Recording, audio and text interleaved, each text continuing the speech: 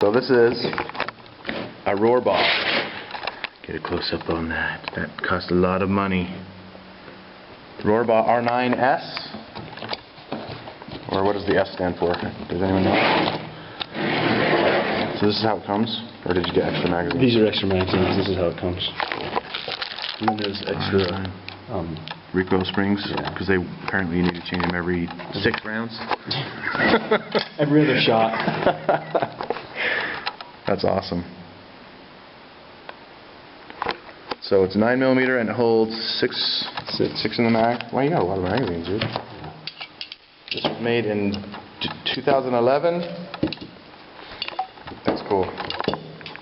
So this is basically a cool design. Tell me about it.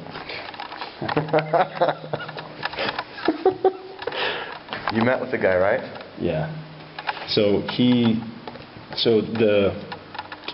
the owner of the company plays the piano, and he came over to buy my piano, and we started talking guns, and he said, "I'll sell you a gun, and I'll pick it out myself, every part, and I will build the gun myself." Cool. So he did that. Awesome. And it's got kind of rudimentary sights, but they are they're good. Functional notch and post. And it's let me pull that slide back. It's just, so it looks like it does lock up with the slide at some point. Interesting. But it doesn't pivot down. Hold on a second. No, it's locking. I thought it was roll back, but it's not. It must lock at some point.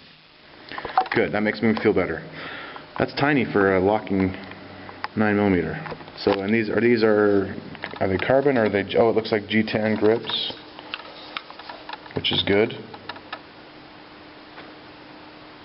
And the heel European style magazine release. So let's shoot this thing. Alright, so here we go.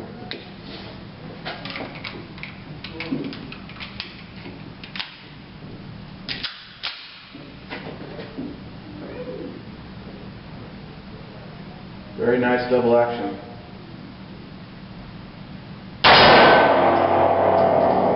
Bit. Long reset all the way out like a revolver.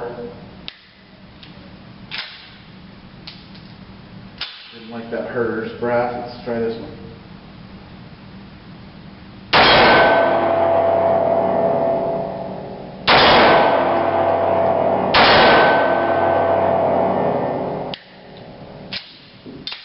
Getting white strikes on this primers.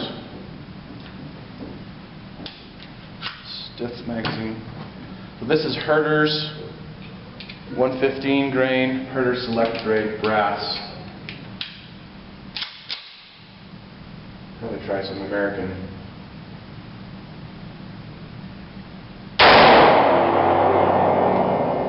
It does jump a bit.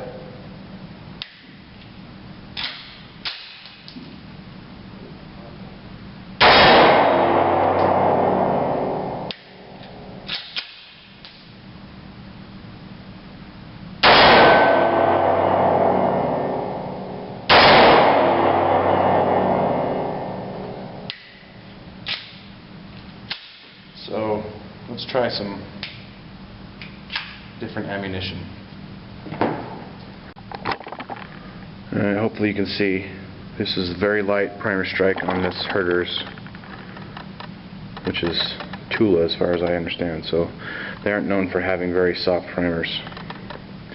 And I'm sure this wasn't the intended ammunition for this pistol. So I'm going to try to restrike these, and I bet they'll go off. And then we'll try some Hornady Critical Defense. Alright, so this is that Herder Tula that I got light strikes on 3 of them, so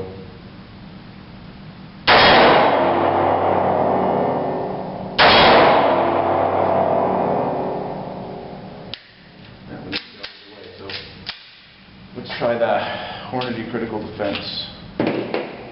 This is that flex tip stuff. It's 115 grain, I think. So the only kind of goofy thing I'm seeing is that you can't nose the magazine in, you have to kind of push the back of it. Usually on these European style magazine releases, you put the nose in first and kind of pull back and it will move that magazine release out of the way. This one you kind of have to shove that back with the back of the magazine and then it'll go in. This is Hornady. I imagine this will work. We'll see. Okay, I'm going to shoot the center torso of that. The other one seems to be hitting pretty much center. If I can stop my flinch. A little warmer.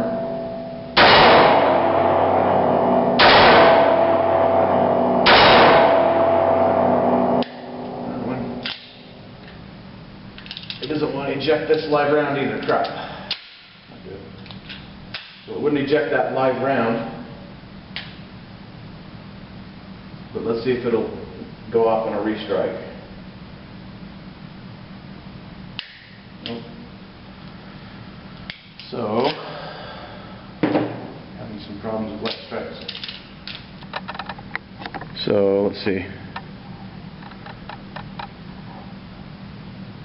That's a Hornady, and that's been struck twice, and you can barely see the indent. So, I imagine it needs a new hammer spring, or else just find some really soft primers that it likes. But I don't know if you can see that, but this is 1, 7, 8, 9, 10, 11, 12, 14, 15, 16, 17, 18 paces, and that is, 4 or 5 inches offhand, double action. And that's exactly where I was holding, so it's hitting right in the middle. And those, I obviously pulled that one down to the left, but those are hitting pretty much center too. That's good. So beautiful, well made, and possibly problematic. This has only had probably 15 rounds through it so far, before I shot it. So I don't know what we're going to do, try to find a different hammer spring, and I'm sure it's probably like taking a watch apart. But what a beautiful piece of machinery.